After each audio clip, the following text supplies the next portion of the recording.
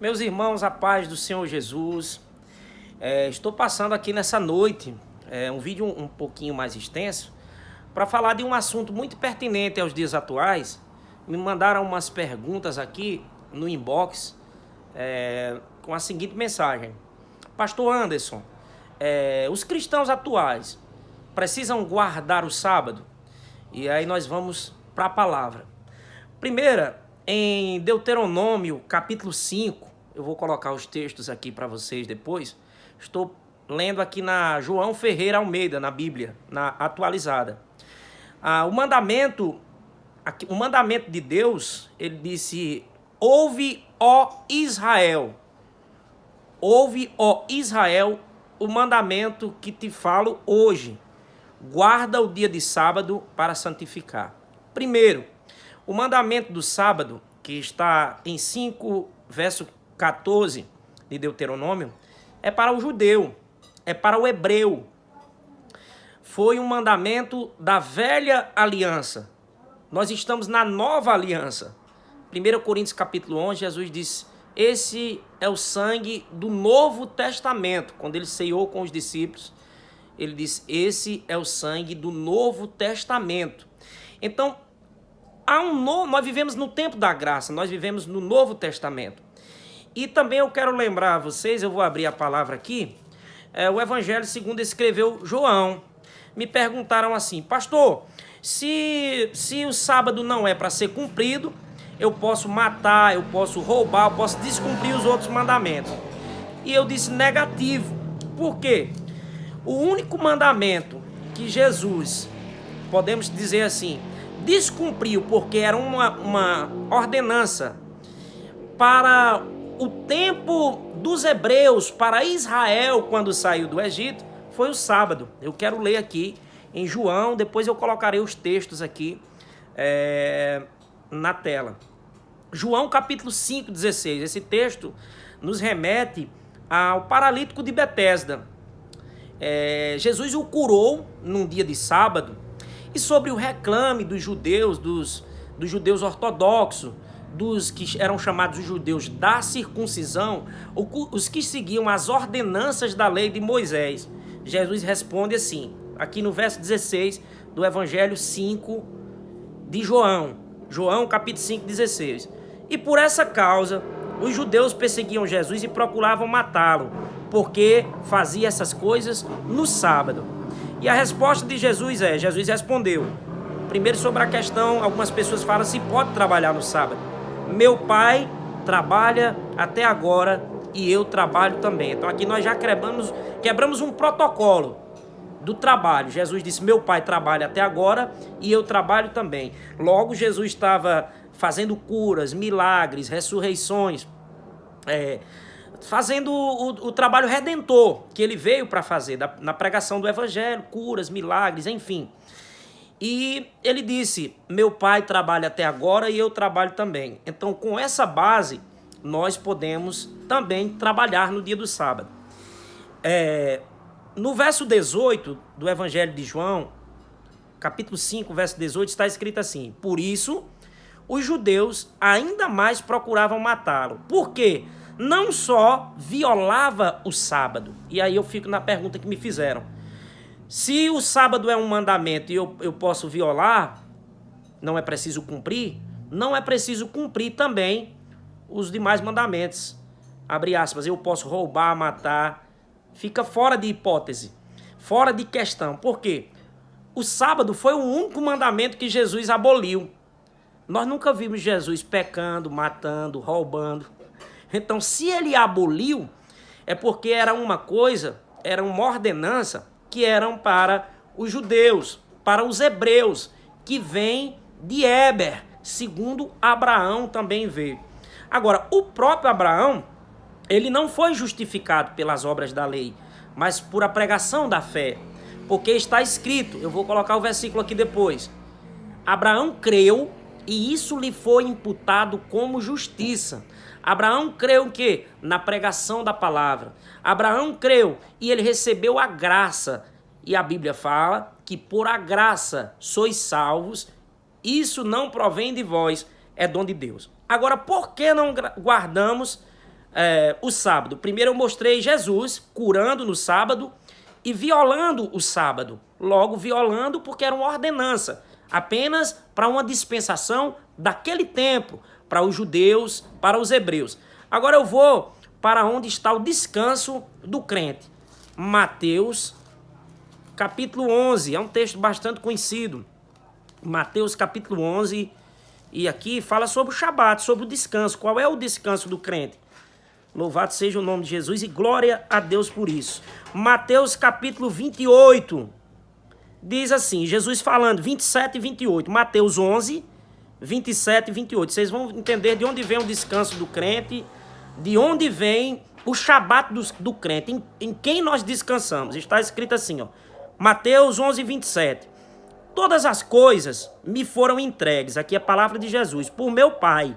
E ninguém conhece o Filho senão o Pai. E ninguém conhece o Pai senão o Filho e aquele a quem o Filho quiser revelar. Agora o que nos interessa, do cansaço, do descanso, né? O crente não descansa num dia, ele descansa em Jesus. Apesar de descansar no seu corpo de carne, né? O que é que Jesus disse? Vinde a mim os que estáis cansados. Ou seja, não é para ir ao sábado, é para ir a Ele, né? Jesus é o Senhor do sábado. Aqui, ó. Vinde a mim todos os que estáis cansados e oprimidos, e eu vos aliviarei.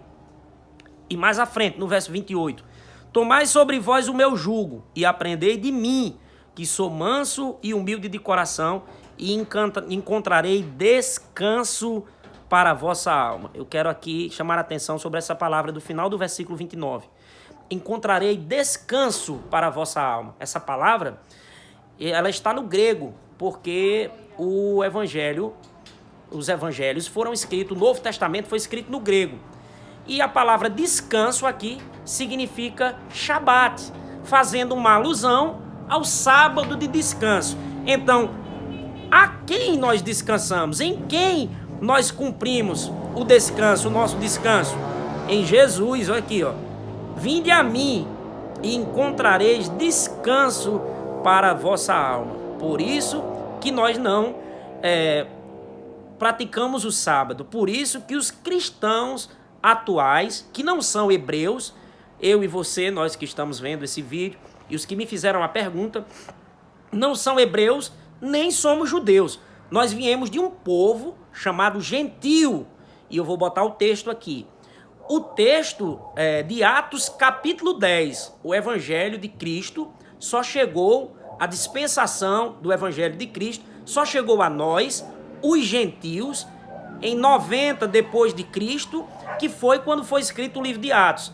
Em que lugar? Na casa de um centurião chamado Cornélio, que era um homem que dava esmola, jejuava, orava com sua casa. Então, o apóstolo Pedro, que era, vamos lá, meio incircuncisozão, ainda queria ser um mestre rabino da lei ali, em visão, ele é chamado aí à casa de Cornélio, e quando ele prega a palavra na casa de Cornélio, eu vou colocar todos esses textos aqui, o Espírito Santo cai sobre os gentios, que somos nós, cumprindo o que estava em Joel, na profecia do profeta Joel, capítulo 2, verso 28 e 29, que está escrito assim: eis que nos últimos dias, diz Deus, o meu Espírito derramarei sobre toda a carne.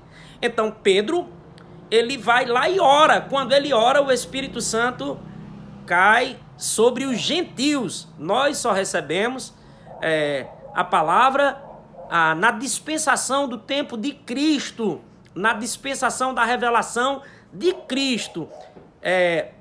Em Atos, capítulo 10, na casa de Cornélio, o centurião. Logo, portanto, eu não tenho por que seguir uma ordenança da lei que o próprio Jesus violou, que o próprio Jesus quebrou, que é o sábado, né? E aqui fica a pergunta, se Jesus violou o sábado, ele pecou?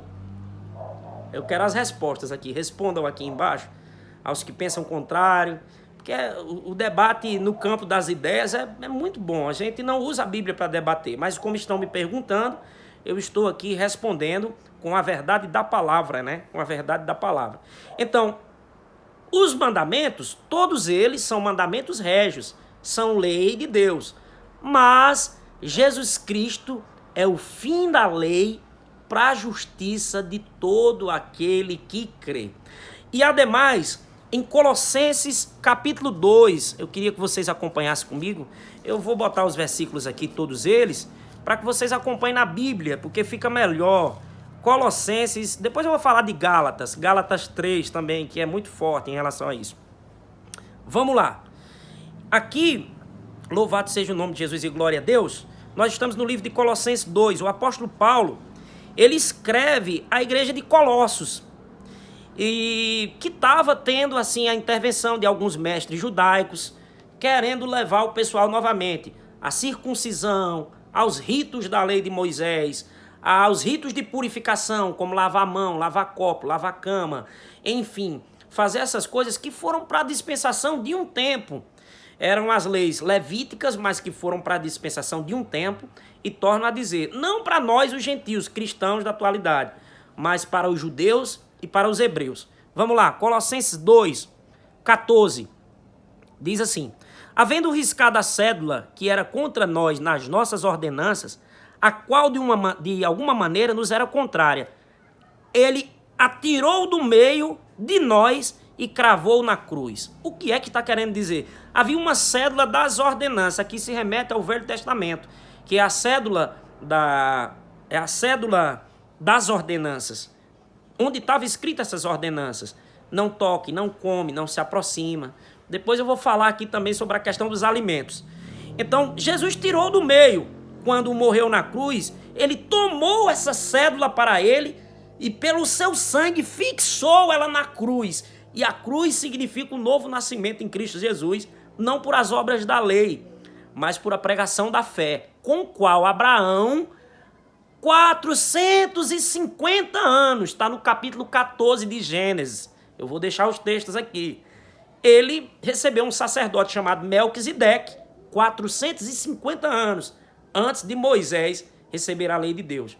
Esse sacerdote, que era um sacerdote sem genealogia, sem família aqui na terra. Não há família dele aqui na terra. Logo, é um sacerdote enviado por Deus.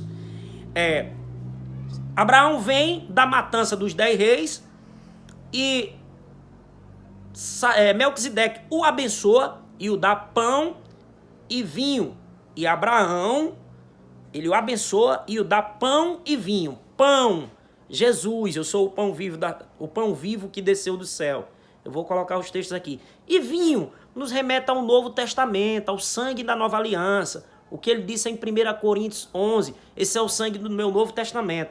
Remetendo também ao primeiro milagre de Jesus nas bodas de Caná. João capítulo 2. Eu vou deixar o texto aqui. Onde Jesus manda encher aquelas talhas de purificação dos judeus de água, que elas transbordem, e ali ele transforma a água em vinho, marcando um novo testamento, marcando uma nova maneira do homem viver. Não agora pelas obras da lei, que levava ao pecado, e Hebreus 10, eu vou colocar o texto aqui, diz que a lei era só a sombra do que havia de vir, e não as coisas exatas. Era só a sombra, e não a verdade exata das coisas. Eu vou colocar o texto aqui.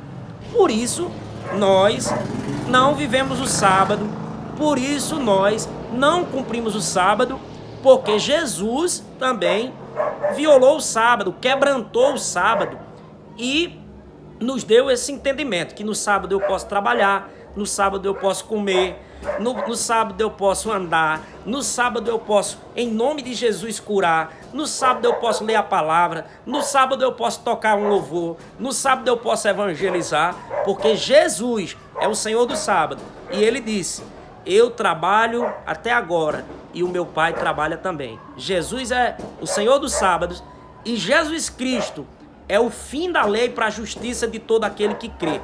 Porque nenhum homem será salvo pelas obras da lei, mas pela pregação da fé em Cristo Jesus.